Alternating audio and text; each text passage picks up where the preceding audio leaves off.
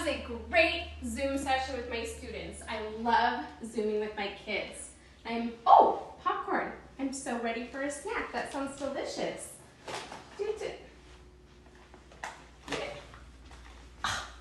What? Why is it so quiet in here? Boys? Boys? Huh. Wonder where everybody went.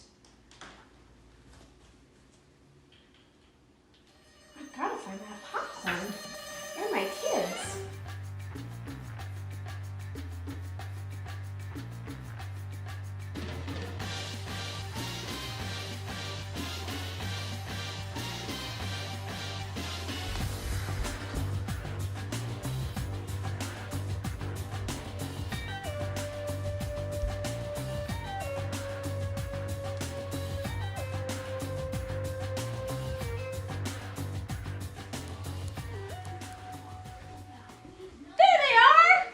Hungry. Ready for a snack.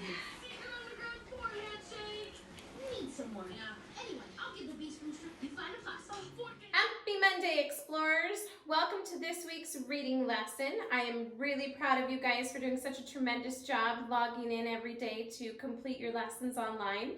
I know that it's been kind of tough for some of us, including teachers, and I just want you guys to know how much we appreciate you logging in, participating, even if you're not able to do it every day. Anytime that you're able to log in and turn in any work, your teachers really appreciate it. So nice job for those of you guys that are trying your best.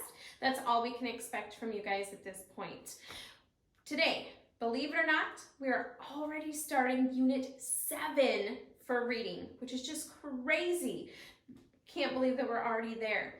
If you remember way back to when we were learning in our building, every time we would start a new unit, we had a couple of familiar routines that we would use. We would always watch the building background video. We would we would introduce the big question, and we would have some important conversation about what that big question really meant. I want to introduce to you guys the big question for Unit 7. And I think you guys are going to find this interesting. The big question for Unit 7 is, what forces can change the Earth? That's kind of a big, obviously it's a big question, but my goodness. We're going to be focusing on a lot of science topics. So for those of you that really enjoy science, this is going to be a good unit for you.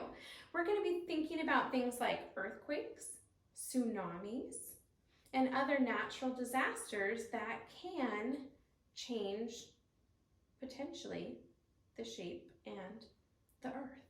So that's our big question. So kind of file that back in your brain because we're going to be coming back to that later.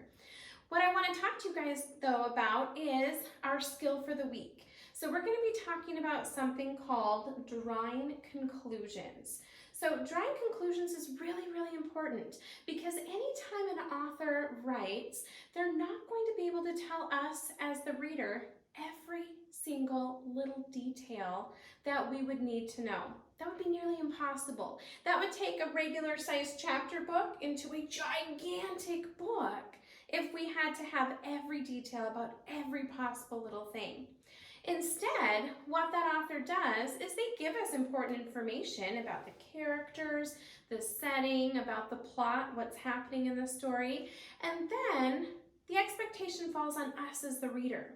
We have to take information that the author gives us, we have to be able to ask questions ourselves, and then we have to take information that we know about that subject and put it all together and be able to draw conclusions. We have to be able to kind of figure some stuff out on our own because they can't tell us everything. So in my previous video, if you saw, I was running all over the house like kind of crazy, trying to find the missing popcorn and my missing two boys. If I would have taken the time to slow it down and to really think about what all those clues that were all over really meant, I would have been able to draw a much quicker conclusion to figure out what had happened and where I would have needed to go to find the missing popcorn and my boys.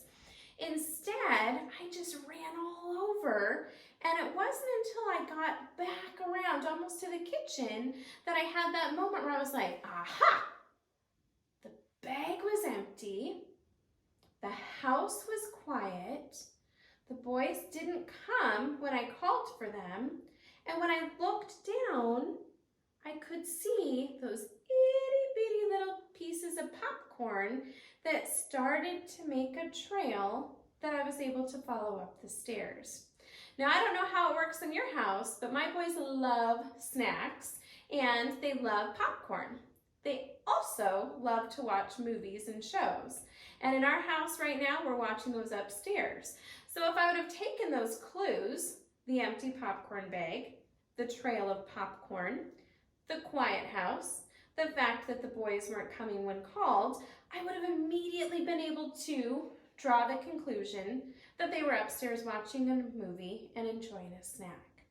That's exactly what good readers do. So I have some tips for us, clues, that will help us when we're doing our assignment today and when we're reading anything, even when it's not an assignment. Some things that we can look for. We can look for clues in the title of what we're reading. Sometimes the title of the magazine, the article, the book can give us a lot of information and tell us what we might be reading about. The text itself. The author is going to give us some information about the characters. Think about what the author tells us. Think about what the author doesn't tell us about the characters. That might be important as well. What does the author tell us about the setting? When and where does the story take place? Those might be important pieces of information that might give us clues that we might need to know. Another important thing that we can do to help us draw conclusions is use our prior knowledge.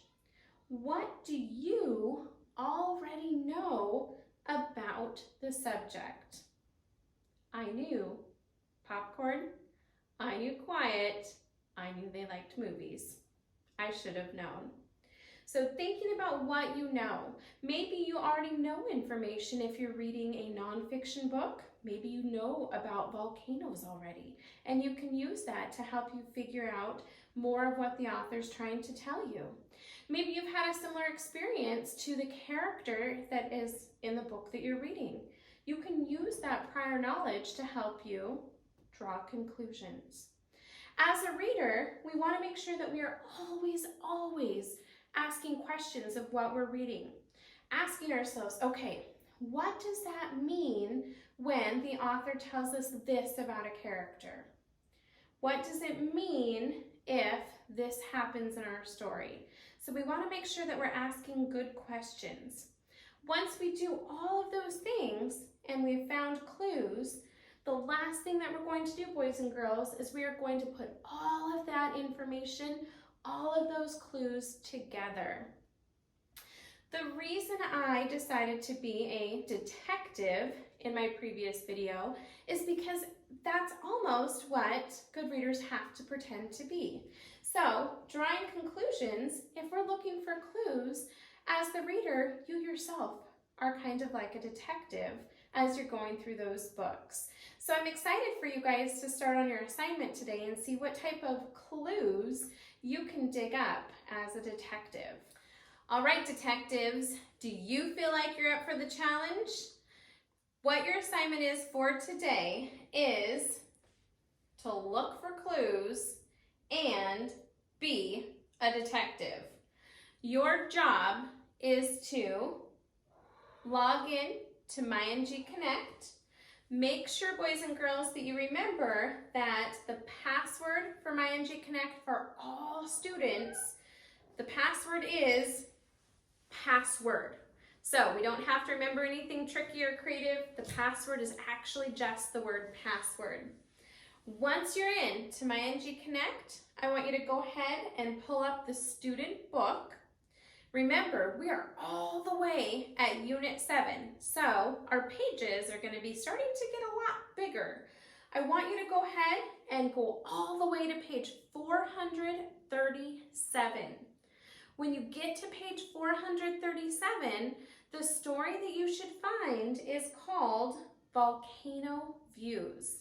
This is a super fun story because it's a type of genre that we actually haven't looked at before, and so I want to make sure that I talk about it really quickly. This is actually a photo essay, which is pretty cool. So it's still a nonfiction story, but what it does is it uses a lot of real photographs as a way to help explain something that is a little bit difficult to explain using only words. So think about that as you go through. If you're wondering why in the world are there so many pictures, part of the reason is because the genre is considered a photo essay, nonfiction. This is a real story that you're going to be taking a look at. And the idea behind it is that the pictures, the photographs are there to help you as the reader gain more understanding of what it is the author wants you to learn about volcanoes. The story is not too long, boys and girls. So it starts on page 437. It ends on page 441. So it's only 5 pages long. Not very long, 4 pages long. 4 or 5, maybe Miss Hanson needs to brush up in her math instead of focusing on reading. But it's not a very long article. So once you're on those pages, boys and girls, you're going to read Volcano Views. Once you feel like you're pretty confident in that, you might want to jot some notes on a piece of paper to help you remember, because what you're going to be asked to do after that is log back into your Google Classroom. There should be a spot in your Google Classroom that is for Monday, May 4th, and it's a Google form that's called Drawing Conclusions. So you know how your teacher has things organized. This is part of your Monday's reading assignment, boys and girls. You're going to fill out the form. I believe there's 3 questions in there that you need to answer. When you're finished, you're going to click Submit, and you're done with reading for the day. Boys and girls, good luck, all of my junior detectives out there. I hope you enjoy reading about volcanoes and get some good information, and I can't wait to find out how we're doing and join you next week for reading. Take care, detectives.